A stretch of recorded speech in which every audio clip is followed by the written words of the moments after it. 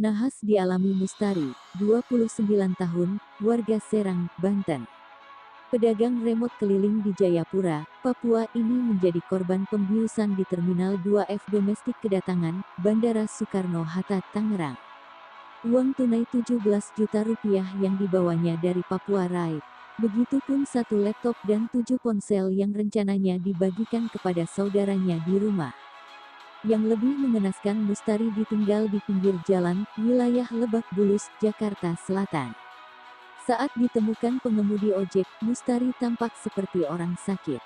Dia baru sadar telah menjadi korban pembiusan. Ternyata kasus pembiusan penumpang di Terminal 2 Bandara Suta ini bukan yang pertama kali. Menurut catatan kepolisian, sedikitnya sudah 5 kali kasus pembiusan penumpang di bandara. Kapolres Bandara Soekarno-Hatta Kombes Pol Adi Ferdian Saputra mengatakan, kasus pembiusan ini terjadi pada Sabtu tanggal 8 Agustus tahun 2020. Berawal saat korban keluar dari Terminal 2F. Kemudian, korban Mustari didekati oleh seseorang dari komplotan pelaku dan ditanya mau pulang kemana, ujarnya, Selasa tanggal 1 September tahun 2020. Saat korban menjawab pulang ke Serang, Banten, pelaku langsung mengajaknya berbincang ke suatu tempat dan mengatakan dirinya juga sedang menunggu mobil ke Serang. Saat kendaraan tiba, korban diajak masuk ke mobil dan di dalam mobil sudah ada 3 pelaku yang menyamar sebagai penumpang, ucapnya. Di tengah perjalanan, salah seorang pelaku yang menyamar sebagai penumpang meminta mobil berhenti untuk membeli minuman lalu memberikan kepada korban. Dari sana korban tidak sadarkan diri. Setelah sadarkan diri, korban tidak tahu tempatnya di mana.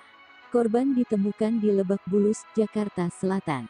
5 hari kemudian baru korban melapor polisi, kata Adi. Dari laporan itu, polisi langsung melakukan penyelidikan dan berhasil menggulung komplotan pelaku pembiusan.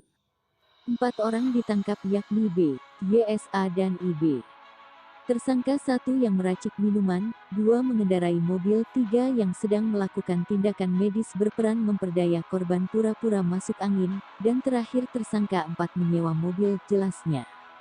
Karena diduga melakukan perlawanan saat ditangkap, 3 pelaku diberikan tembakan tegas terukur pada kakinya.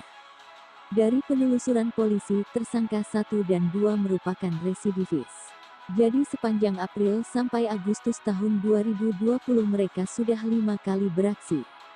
Semuanya dilakukan di Terminal 2 Bandara Suta. Yang keenam ini mereka ditangkap, ujar